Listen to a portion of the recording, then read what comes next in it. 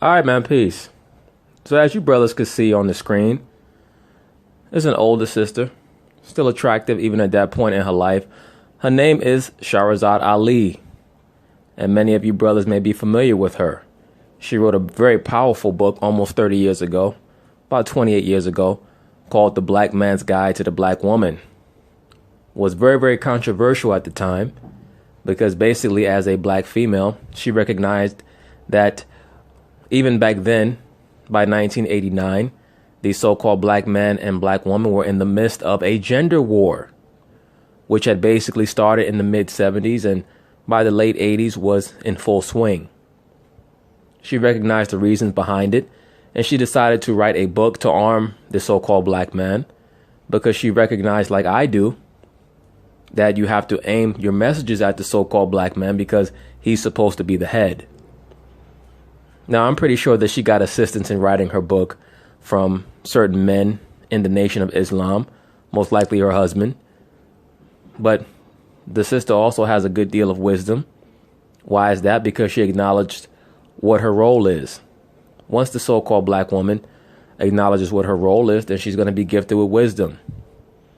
And a lot of the stress that she brings upon herself by accepting the feminist ideologies will be alleviated. You'll no longer have to take all these antidepressant drugs and all this random dick and all this wine like Gabrielle Union talks about. You won't need to do that anymore because, at this point now, you'll understand your role. There'll be less pressure. All right.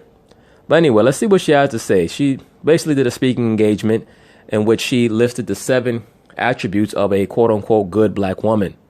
So let's see what she has to say.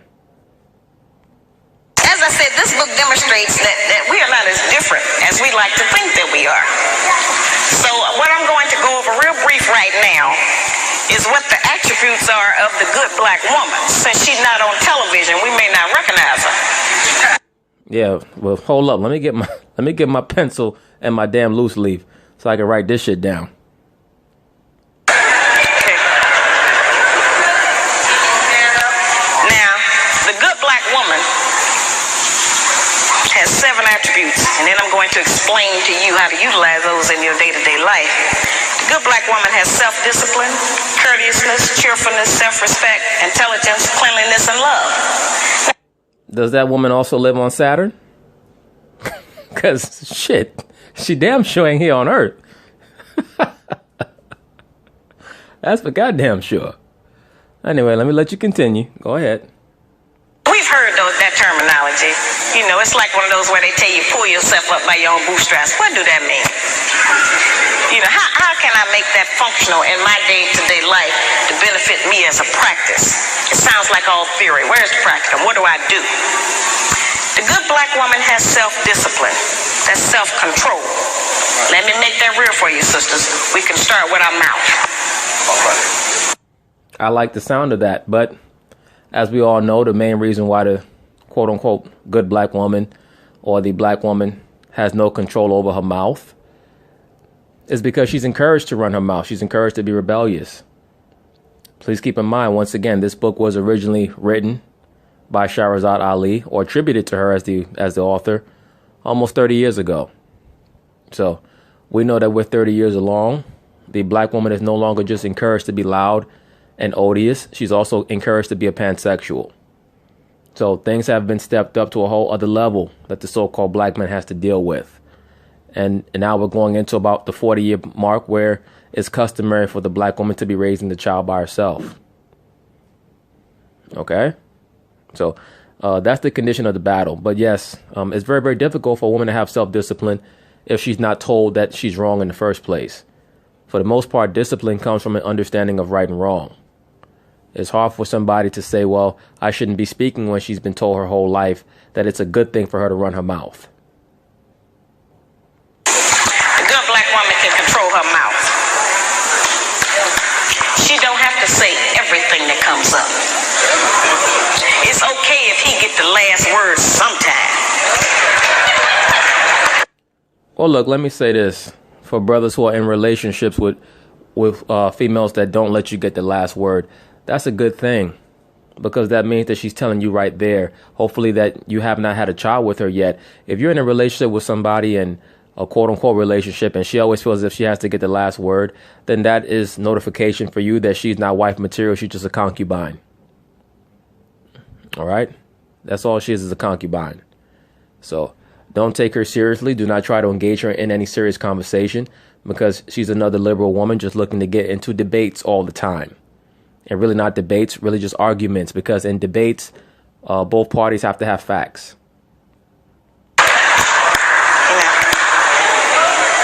She don't cuss in public.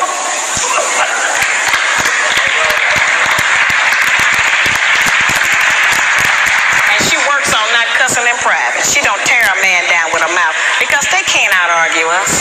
Can't nobody out-argue us.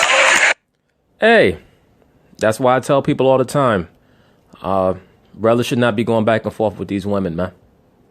Once you see that the woman is argumentative that you're dealing with, it's time for you to develop your exit strategy. Okay? It's time for you to figure out your exit strategy. Do not try to fight fire with fire. The argumentative woman is trying to manifest her resentment towards men for whatever reason. Maybe her father wasn't around. Maybe she was molested as a child. Maybe she was raped. Either way, all of that eruption, that's a manifestation of her rage and her anger. Start developing your exit plan as soon as possible. All right? I have charged that we nag our men too much. We keep our men's head tied up so much with our petty grievances about our personal relationship that he don't have time to think and plan for our future. Because he got to deal with what's going to happen with us every day. You know, it's real odd. When the black man come home, he almost have to do a wind test or stick his toe in the door. He don't know what's waiting. He don't know who in there today. He know it's a possibility that there's some kind of new monster that he didn't even know about yesterday. So now, when you hear this sister speaking, you can see why it was so controversial when her book first came out, because she was viewed by many black females at the time as a whistleblower. She was viewed as somebody who was defecting over to the side of the black man, because even at that point, most of the black women were liberal, and they had embraced the man versus woman belief system, the man versus woman ideology. So believe me, even though the people in her audience here are laughing, she made appearances on numerous talk shows, and she was roundly attacked. Okay, not just by the host, but also by many of the people in the audience. you know, we need to not make it like that. We need to not be so vicious with our mouth. You know, men are not petty like that. They're not going to out-argue us. And it has been proven that verbal abuse is just as harmful as physical abuse. Well, I would say that it's up there, and it's just as harmful in a different way. But like she said, most men are not going to go back and forth with women. A lot of men do go back and forth with women now because they've been rendered mentally impotent because they're being raised by women. So all they've seen for most of their life is the back and forth and the volleying of negative energy. But if you're a man and your thought process works according to a certain way, you already know that a woman's not worth arguing with. That's like arguing with a child. All right? She throws her tantrum. She has to have the ability to end her tantrum quickly.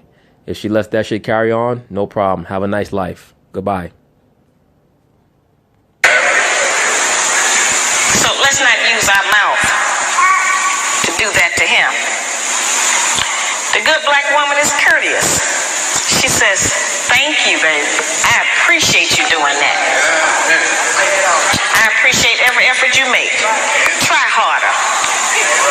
I'm going to work with you. Thank you. I know you did your best. Now that's a whole new language. Yeah, it is a whole new language. It is a whole new language. But, you know, in all seriousness, you know, these are all things. This is why I'm running this video, because these are a lot of the things that, especially a lot of brothers who might not have much experience dealing with women, these are things that you should be looking for from the woman. And these are characteristics that oftentimes the woman will try to exhibit early on in the relationship, the quote unquote relationship, because she's showing you a certain face. But That's why I state that the woman is on lifetime probation. You always have to be wary of the female, of the woman, and her possible changes. Is she having a change because she's in a bad mood, or is she having a change because she's tired of acting? These are things that you have to determine.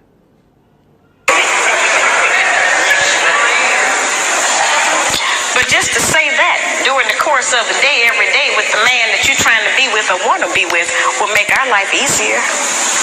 We can't get it if we don't give it. We keep wanting them to give us and do something for us that we refuse to do and give to them. It don't work like that. The good black woman has self-respect. She don't have to go out naked just to get the attention of a man. Well, shit. That should have been number one. That shit right there that she just said, that should have been number one. Because I state that ad infinitum. But look, man, I say this all the time. All this nonsense that these women talk about with men sexualizing women, that is a facade. The woman loves to sexualize herself.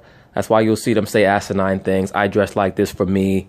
I don't dress like this to get men's attention. I dress like this for me. No, you dress like that because you have low self-esteem. You define yourself by your body. You want to weaponize your body. To be quite honest with you, the attire of most of these women should be classified as sexual harassment. Because for a female to proactively and consciously get dressed in a way to show off her breasts and her ass is a way to sexually harass men. To say, look, I'm dressing like this, but you have no right to look at me. You have no right to stare. You have no right to approach me. That's like you putting out dog food for the dog and getting mad at it for approaching the food. Okay? That is a form of harassment. And there's also a manifestation and an expression of the woman's need to try to utilize the power of her quote-unquote sexuality, which is really based on the mother goddess, the whore of Babylon, Venus or Ishtar, Aphrodite, whatever you want to call her, in an attempt to cultivate male veneration. That's why I say that the best way to counter that is to ignore them.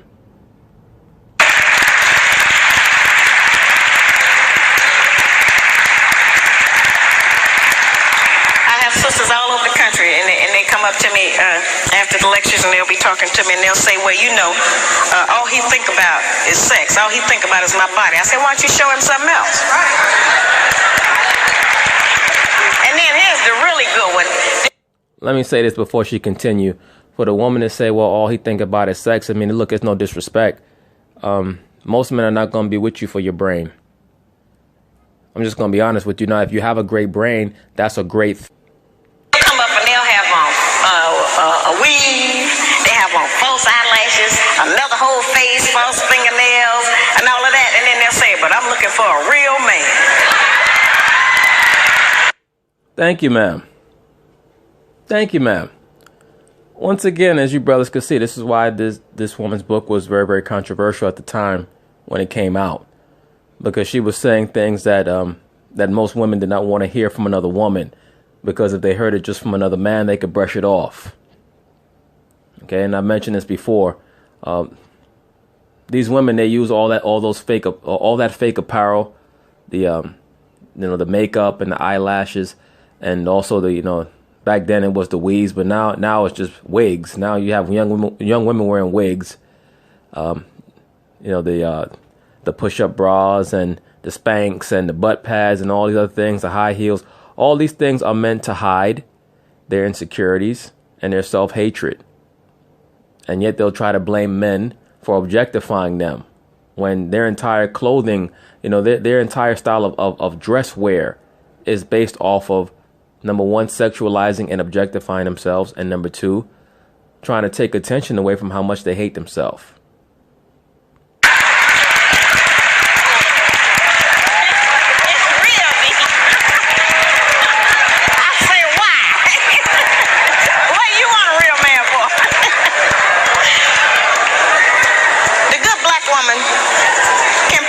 Down without thinking that it devalues her. She doesn't have to use her body because she has so many other good attributes about herself to get the attention of a man. And I mean, look, this is not even just the black woman. This could be any woman. All right? For some of you brothers out there who feel like you don't want to deal with the black woman no more, but just any woman. Because as I've stated numerous times, this is not really just a liberal black woman issue. This is a liberal woman issue. It's just that the liberal black woman is prone to being the most, to having the most extensive amount of issues because they're within the weakest framework of a community. Meaning what? They don't have men who are going to tell them that what they're doing is wrong and tell them why and have a consistent code throughout the whole community. The woman knows, the black woman knows that even if she does come across a man who's going to try to check her, she can move on to the next man. And it's going to be a whole different set of rules and regulations. We can take the sisters in a position to take all of the charge and sexual energy out of the black community by just dressing differently. We have the power. Simple as that. And as soon as a woman dresses differently, she'll notice that she's perceived differently. Right? The woman will always say that she wants to be valued for her intellect and for her personality. But as the sister here says, she's leading with her ass and her titties. So how else is a man going to look at them? And once again, I don't make any commentary directed at the woman. Everything that I state is directed towards the man. Right? Because it's up to the man to view society and evaluate it and say, this is what I'm going to tolerate and this is what I'm not going to tolerate. Once the woman sees that you're not going to tolerate certain things, that's the only way that she's going to change. She's not going to change from a man's advice. The woman does not trust the man's information for the most part. For the most part. Now, of course, you have exceptions to every rule. Control over that. That don't stop you from being beautiful. That don't stop you from getting a man. And it certainly puts things on the right perspective so some other judgments can be made other than physical. It don't take no knowledge, wisdom, and understanding to have a sexual reaction. That's the most base. We spend less time doing that than anything else we do. Let me also say quickly, one of the main reasons why most of these liberal women don't want anything to do with the spiritual aspect is because they don't want a man to be the one that is lifting them up spiritually. They believe that they can usurp the role of the man and they can deal with the Most High directly. This is why you'll hear many of these women, particularly many of these black women who go to church, they'll claim that God is their husband or Christ is their husband. What is that their way of saying? You're not good enough to be my husband. I'm dealing directly with the Most High. There's no scripture that tells you that the Most High or Christ are the husband to any of these women. All right? The Most High is a spiritual entity. He doesn't have sex. Christ never had sex when he was on the earth. Okay? He was an ascetic. He wasn't dealing with women. So, no, Christ is not your husband. You're not worthy to be Christ's husband. Okay? So, that is just a way for the woman to try to once again usurp any form of propriety in how to deal with the man. The man is the priest. The woman is not a priest. Now, in the ancient world, during the time of prophecy, you have females who were prophetesses. But we're not in the time of prophecy anymore. So there are not any prophets. There are not any prophets or prophetesses out here right now. And anybody who claims to be is deluding themselves. But just to get back to the point, that's the main reason why the woman is scared to wear a long dress, because that represents order and that represents respect for the man, and they don't want to have to respect the man. We do. So, that doesn't always have to be the forefront issue. We know we are capable of that. The good black woman has intelligence, meaning that she knows how to behave properly in the streets. She's not in the wrong place. Some of our women don't know what else to do other than go to the bar. They need some activities. Let me say this also quickly. Oftentimes you'll see, and I remember, back when I worked in corporate America, I state this a lot. A lot of times the black woman in corporate America will try to engage you in these conversations that are not work related, to try to bait you into an argument, oftentimes because they don't have a man at home and they need that masculine energy, that back and forth with a man. So she'll try to establish that rapport with men at work. And I remember one black female tried to initiate a conversation with other people in the group about a woman who was out at 3 o'clock in the morning and who was dressed scantily clad, and she got raped. And somebody who decided that they were going to engage her in a conversation said, yeah, well, she probably should not have been out at that time. And of course, the liberal woman, she became incensed, and she said, well, that's no excuse for a woman getting raped. And they tried to involve me in the conversation, and I stated, no, thank you. I do not engage random women in serious conversation. Why is that? Because it's fruitless. A man or a child understands that there are repercussions for their actions. What do you tell a child? You tell a child, don't talk to strangers. You know why? Because that can be the gateway to a child getting kidnapped or molestation. God forbid, if a child was to get picked up and thrown over a grown man's shoulder and people were to catch him and stop that man, they'd ask the child what happened. If the child said, well, I was talking to that man, what's the first thing that people are going to tell that child? Don't you know not to talk to strangers?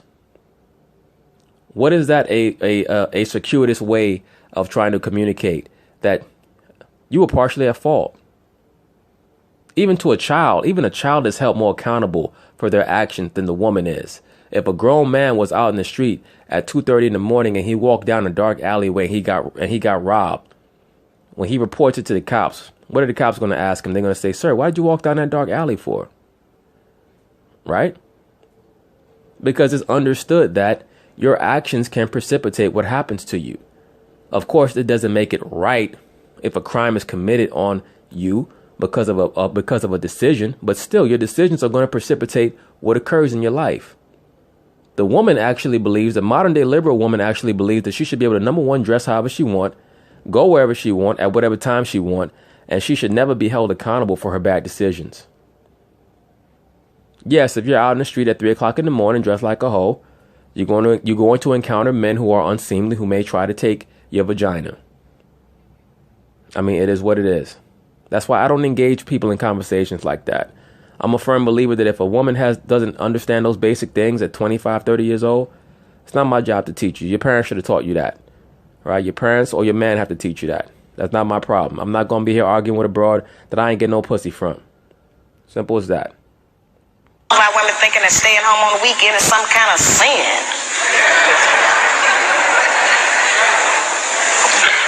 Some of our women think that if they don't have a new outfit to wear every day, that they gonna self-destruct. We have a lot of that kind of nonsense going.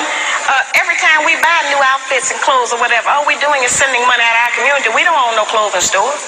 If the white man closed the shoe factory, we'd all be here barefooted tonight.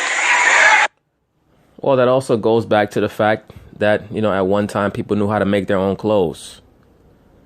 Now people don't know how to make their own clothes, and they don't know how to grow their own food. That's part of the incremental agenda to make people totally dependent on the government. Okay.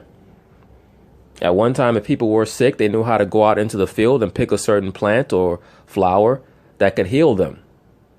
Now you have to go to a doctor and get some type of opioid prescription. And then they want to act like they care that people are addicted to opioids. Well, how could you try to claim that you care that people are addicted to opioids when you don't allow them to have the knowledge that it would take to heal themselves, because opioids are a multi-billion-dollar business.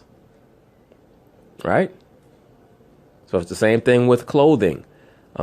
Yes, so-called black people spend a lot of money on clothes, but it's because most of them have no idea how to make their own clothes, and they don't know how to make their own shoes. Right? That's what happens when you become urbanized. They tell our people that we're urban. They want us to believe that we're urbanized, meaning that we're city folk. So-called black people that, in their essential nature are akin with nature.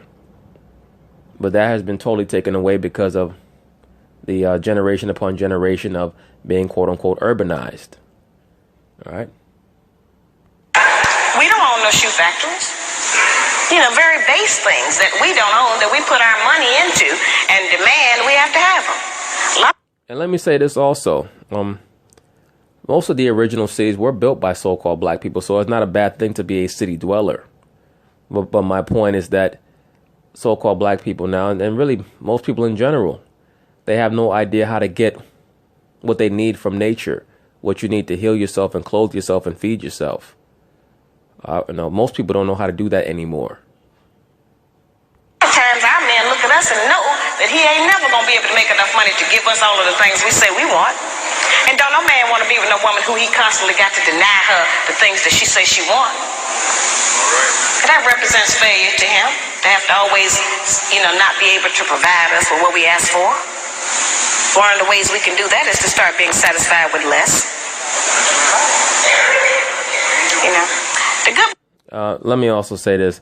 The sister makes a lot of valid points, but also it's incumbent upon the man to recognize when you're with a woman who intends to dig deep into your pockets. All right? If you're with a female who's trying to dig deep into your pockets, then it's up to you to get rid of her. Or if you have the money to subsidize her wants, like a Floyd Mayweather, then it is what it is. Black woman is clean. Now that's a hard one. The good black woman try to keep the house clean. Good black woman is clean by her own body. A lot of those things we kind of take for granted, but all of our people don't know about that. There are people who are angry with me because I even describe the fact that some of us as sisters don't have the proper personal hygiene, as if that don't exist. Oh, please speak on that. Because goddamn. Whew. Some of these women, damn, they spread their legs. You feel like you drove past a damn dumpster. Be like, what the hell is that? Is that a vagina or am I out in the ocean? Feel like you at Red Lobster. You look between his broad legs. You got crabs, shrimps, clams, mussels. The hell is going on? Damn vagina smell like a red snapper. We have too much falsehood and pretense going about our condition. Everybody that's dressed up ain't clean. That's just the truth. We have to look at our condition in the light of truth. Stop reacting emotionally and pretending that just because we don't want to deal. One of the most difficult things that I deal with out here is trying to teach our people the difference between an actual fact and an opinion. Our people think that they can accept or reject truth based on how they feel about it. Well, that is an issue still with the so-called black community today. That's a major issue with the so-called black community today. You have a lot of, especially with the pro-black, they feel like because they don't like the Bible that they therefore can nullify the Bible. You can never nullify something just because you don't like it. Okay? Here's what we do know. We know that none of the pro-black rhetoric, none of the Afrocentrism has helped so-called black people in the least. And the falsehood behind Afrocentrism is that most Afrocentric blacks refuse to move back to Africa. And I tell the pro-blacks this all the time. If you so pro-black, hit that plane back to Africa. You hate Trump so much, hit that plane back to Africa. None of you guys really hate Trump, the pro-blacks who claim to hate him so much. You know how I know that? Because y'all ain't leaving. People who lived in Cuba under Castro, they hated it, so they left. Y'all ain't leaving America. Y'all just want to sit here and bitch and complain. That's how I know that most of you just want a hug from the white man. That's really all it's about. Your feelings don't change the truth. The truth is just don't be there. You can feel any kind of way you want to feel about it. Those kind of emotions have kept us from growing. Because anything we don't like, we just reject that and say, well, I don't believe that. That don't mean that it's absolutely not the truth. It just make you a disbeliever. The good black woman practices non-possessive loving. Now, y'all know that's a hard one. And hey, I see where she's going with this. And this is a very controversial topic amongst so-called black people, especially a lot of simp black men, black males, I should say. And of course, the liberal black woman. But I see where she's going with it. Okay? When she says non-possessive loving. Now, envy is wanting what someone else has. And jealousy, of course, is just selfishness. Let me take it back about 30 seconds just to get what she's saying in context. Stop reacting emotionally and pretending that just because we don't want to deal. One of the most difficult things that I deal with out here is trying to teach our people the difference between an actual fact and an opinion. Our people think that they can accept or reject truth based on how they feel about it. Your feelings don't change the truth. The truth is just don't be there. You can feel any kind of way you want to feel about it. Now, please notice that she gave her soliloquy on the truth, and how omnipotent it is and how irrelevant it is that somebody rejects the truth. And she goes from there and she transitions into non-possessive loving. Why did she do that for? Because she knows that most people don't like to hear this truth about quote unquote non-possessive loving. She knows that most so-called black women are going to reject this. And this goes back to the video that I made about the she gotta have it phenomenon with Spike Lee. Most of these women, the reason why they reject a man having multiple women is because they want to have multiple partners themselves. All right? They want to be men. Those kind of emotions have kept us from growing. Because anything we don't like, we just reject that and say, well, I don't believe that. That don't mean that it's not true. It just makes you a disbeliever. The good black woman practices non-possessive loving. Now, y'all know that's a hard one. Now, envy is wanting what someone else has. And jealousy, of course, is just selfishness. Non-possessive loving is not an easy one for us to practice. And, of course, I have a lot of sisters and some brothers who are in disagreement with me saying that. Yes, of course, because so-called black man has become a simp. All right? Many so-called black men out here, because they've been raised by single mothers, they have rejected order. They've become agents of chaos themselves. So it's not so much that they don't really want to deal with multiple women. Number one, most of them don't have the mental faculties to even have one woman, much less multiple women, but they'll have multiple whores. Right? Meaning a lot of these guys, what you'll notice about the simp, and I say this all the time, if you really pay attention to the simp, most simps don't even have a woman. What they do is they try to become the side dude to multiple women because they don't have the mental faculties to actually lead a woman anywhere. So they have to always try to kiss a woman's ass and, you know, adhere to the worship of the feminine principle. A lot like the character of Mars Blackman, and She's Gotta Have It. Okay, the character of Mars Blackman was the simp archetype. When I say the simp archetype, he was the woman worshiper who really couldn't have his own woman, so he wanted to play the side dude to multiple women. And that's the simp phenomenon. Most of the males who come against the premise that a man can have more than one woman, that's the psychosis that they're dealing with. And of course, the woman, I've already went into that. The woman don't want a man to have multiple women. Why is that? Because that means that she has to make sure that her conduct is in order, or he'll just move along to the next woman. See, when a woman knows that all you have is her, she pretty much knows that you're at her mercy. She knows that you have to put up with her bullshit, especially if you've been trained properly. If a man has been trained to worship women properly, he pretty much is going to put up with whatever the woman does, no matter how much she disrespects him. Now, the concept of a man having multiple women, now that relegates the woman into an entity that is replaceable. And the woman cannot take that mentally. Okay? Because that goes contrary to her essential nature, and that is to be a proponent of chaos. Now, not only can she not be a proponent of chaos, now she has to really accentuate order, or she's going to be put to the back of the line. But the actual fact is that our men are outnumbered about 5-1. And nature is going to require that the men take responsibility for more than one woman and her children. Most of our men have children by more than one woman anyway. So I don't know why that was such a surprise, allegedly, when I said that. Well, the reason why it was such a surprise is you already touched on it. Most people don't want to hear the truth. All right. And I've touched on this numerous times. The woman already knows that most of the time that her man has another woman. She just don't want to know about it. All right. That's an affront to her ego. Like in the video on Muhammad Ali that I did, Ali's second wife, Belinda Ali, would actually set up Ali to have sex with different women. She didn't mind it as long as her station as Ali's wife was never threatened. Now, when Ali went to Manila and he told Ferdinand Marcos that the female that he was traveling with, Veronica Porsche, was his wife, that is when Belinda Ali went into a rage. Because she said it's one thing for you to just get your nut off with these various women. Why? Because Belinda Ali was most likely getting her little thing going on the side herself when Ali was out of town.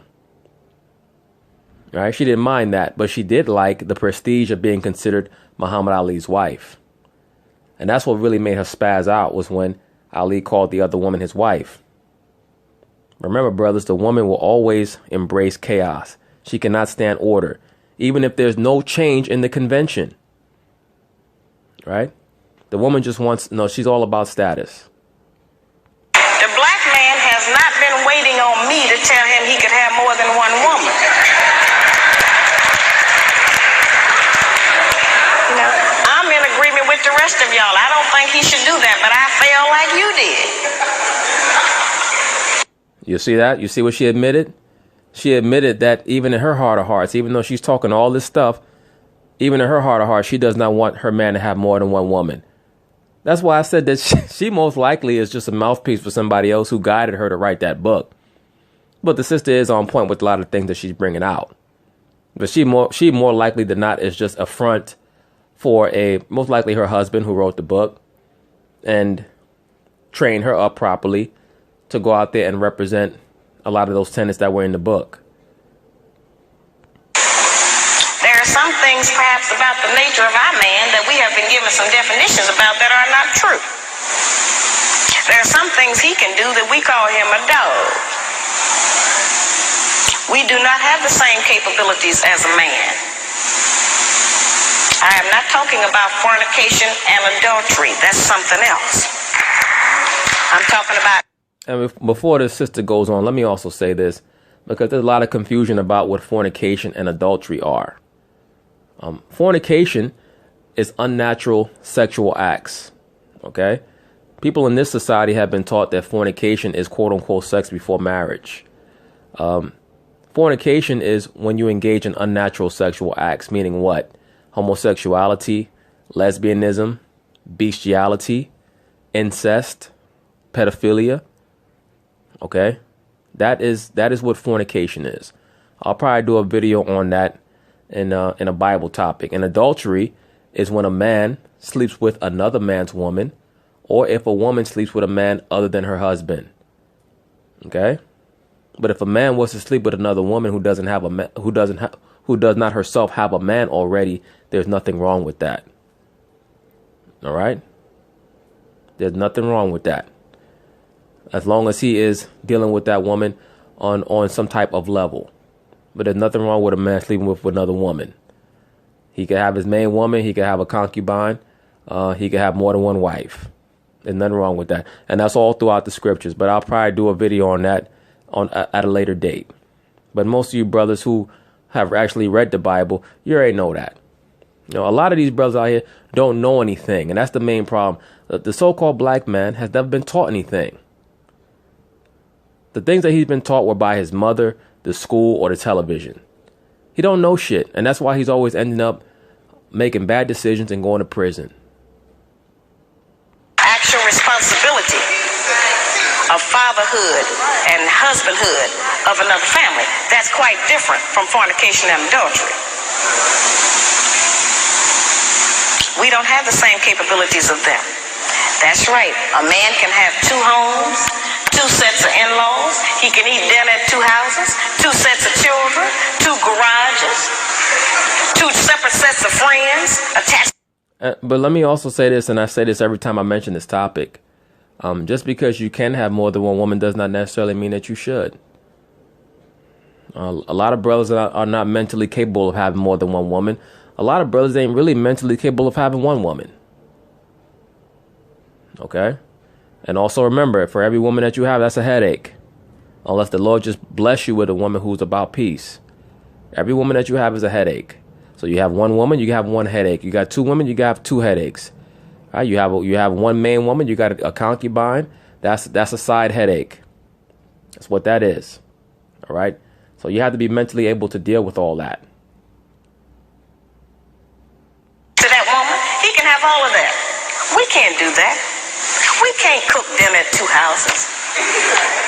We can't sleep with one man 4 nights a week and another one 3. Ain't no man. Well, let me say this. She said we can't cook dinner at 2 houses. Most of these bros can't cook dinner at 1 house. All right? Most of these bros can't boil water. And she said that we can't sleep at one man's house, or sleep with one man for 4 days, the other man for 3 days. I don't know about all that. A lot of these women got men on the schedule. like they working at a damn like they work at a damn car plant or car factory. They say you come in on Sunday, you come in on Monday, you come in on Tuesday. Ain't gonna agree with that. We can't have one set of children we leave in one place and go and stay in another place and take care of another set. It doesn't work for us. Now that does not mean that we can't have sex with more than one man. That's not what I'm talking about. I'm talking about just taking responsibility for your children. Now, certainly every man can't take financial responsibility for all of his children. He can do something. But a man who is spending... let me say this quickly. That goes back to what I stated about responsibility. Please understand that even if you just have one woman, you have to seriously scrutinize that woman before you have a child with her, much less having children with multiple women. Okay? You have to be with a woman for years before you even consider having a child with that woman. And you must have gone through adverse situations with that woman and been able to determine if she's somebody who can deal with adversity. Very, very, very important, much less having a family with multiple women. See, in this society is so chaotic and frenetic, and it's so much about entropy that it's very, very difficult for the woman to conceive in her mind that her man can have more than one woman. Very difficult. They have to be raised that way. And that's why you'll notice in many other cultures that the people seem to be more at peace, because they're raised from their youth upward to embrace a certain culture. Culture has conventions, it has codes, and it has ordinances. These are all things that so-called black people don't have. That's why it's laughable to me that so-called black people get upset when I say that black people don't have a culture. All right? They don't. You can get mad about that if you want. It's okay. Time with a child is going to do something for it. Because then they'll find out what we have since we've been taking care of them. Let me rewind this back a little bit to get what she's saying in proper context. He can eat dinner at 2 houses, 2 sets of children, 2 garages, 2 separate sets of friends attached to that woman. He can have all of that. We can't do that. We can't cook dinner at 2 houses. We can't sleep with one man 4 nights a week and another one 3. Ain't no man gonna agree with that. We can't have one set of children we leave in one place and go and stay in another place and take care of another set. It doesn't work for us. Let me say this also quickly. When she said that we can't be with one man for 4 days and another man for 3 days, that's kind of the sentiment of she gotta have it. That you have 3 men who know about each other and they're all vying for the attention of one woman. That's how you know that shit is it's not realistic. No real man is going to be sharing no damn woman, knowing that other men are trying to vie for this woman in a serious way. Okay, that's how you know that the true intention, the true impetus behind that film was to promote the whore of Babylon or the mother goddess archetype. That's all it was. Because Spike Lee is smart enough to know that real men ain't gonna do that. They might share a hoe. Most men are out here sharing hoes, but you're not gonna share no woman in a serious way. Come on. Now that does not mean that we can't have sex with more than one man. That's not what I'm talking about.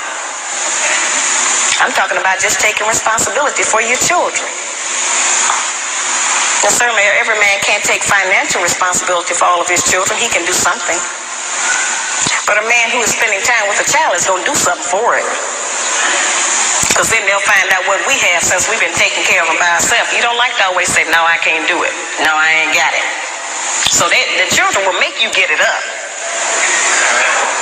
You spend some time with it. You know, that's an important thing. The effectiveness of the principles that I just described, their usefulness has not diminished just because modern opinion has changed about them. Exactly. And that's why the scriptures tell you, I believe it's Jeremiah, the 6th chapter. I believe it's around the 16th verse. It tells you, seek ye the old paths. All right? Seek ye the old paths. Those are the ways, the ways that have worked since antiquity. There's a reason why those methods have been around for thousands of years. Now, all of a sudden, people are talking about how a child should be raised by 2 mothers or 2 fathers. You have to have both that energy, but it has to be functional. It has to be a functional relationship. You know, you just can't have a man and a woman in a home just for the sake of having that. They have to be functional. And you can only have functionality in a strong culture. It's not that difficult to figure out, brothers. There is not a black man in this room who does not still enjoy it if his woman bake him a cake. Well, our young daughters are being raised and taught that that's old style and that's out of fashion. We are not making those rules. Somebody else is, and they're imposing them on us and making... Yes.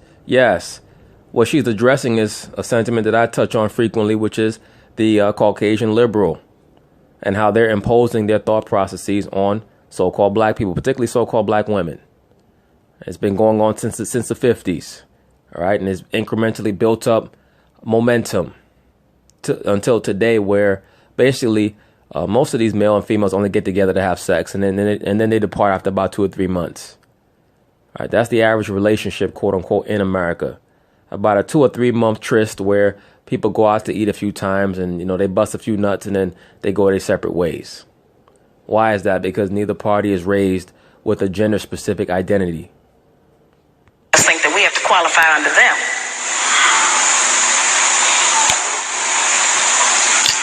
I tell the brothers, just like I tell the sisters, if you have a woman that you've been working with for months or years, and you can't get that woman to get in agreement with your program, then get rid of her and get another one.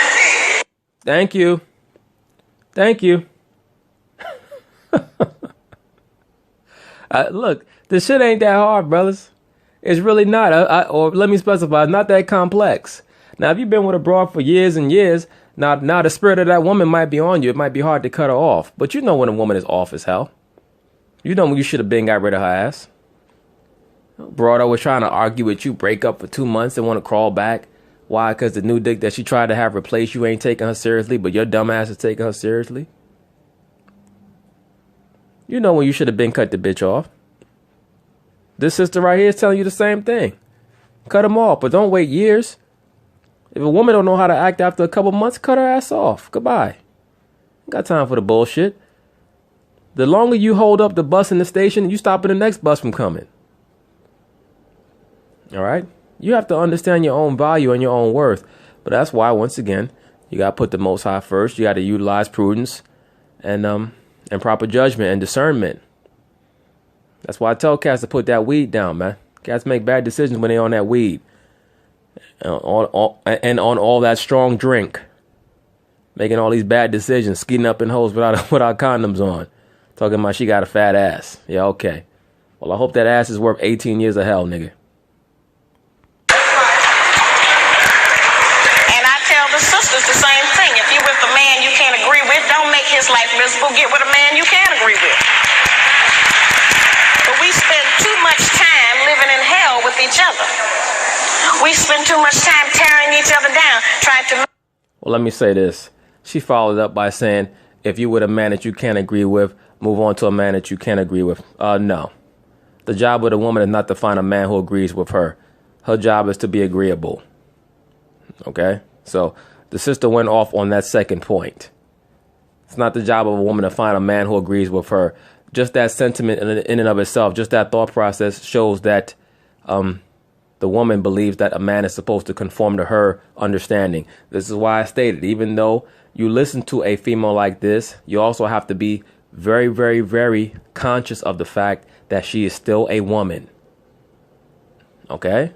So she is going to slip in little things because she's constantly battling against Satan in her own mind and her own spirit. I guarantee you that. Even with all the teachings that she's most likely regurgitating from her husband. She's battling every day. And if you ever read her book, in her intro, she tells you that she had to battle with her tempestuous spirit, man. That's why, once again, when you're dealing with the woman, you got to constantly be like a guide and like a psychiatrist to help them out, because they are constantly at war within themselves. And had Adam had that understanding, he wouldn't have felt like he did. The other person do different or function different. If you want somebody to change, first change yourself. We set the example. We are the teacher. We are the mother. We set the example. Well, look, let me say this. She sets the example. The woman sets the example for the children. Okay? She sets the example for the children. But I may follow up on this video with subsequent videos in regards to this sister and some of her teachings. But as you brothers could see at the bottom, a lot of her videos are there. Her book is definitely worth buying if you're one of those brothers who need some insight on the woman. That book is a classic, though. Many brothers know about that book, The Black Man's Guide to the Black Woman. It came out damn near 30 years ago, and it's still as relevant today as it was back then. So it's up to you, but it's not really that hard to figure out. The scriptures tell you everything that she stated, except it tells you even more, and from a more consistent perspective, because the Bible doesn't battle within itself like she's obviously battling within herself. All right. But anyway, brothers, stay vigilant.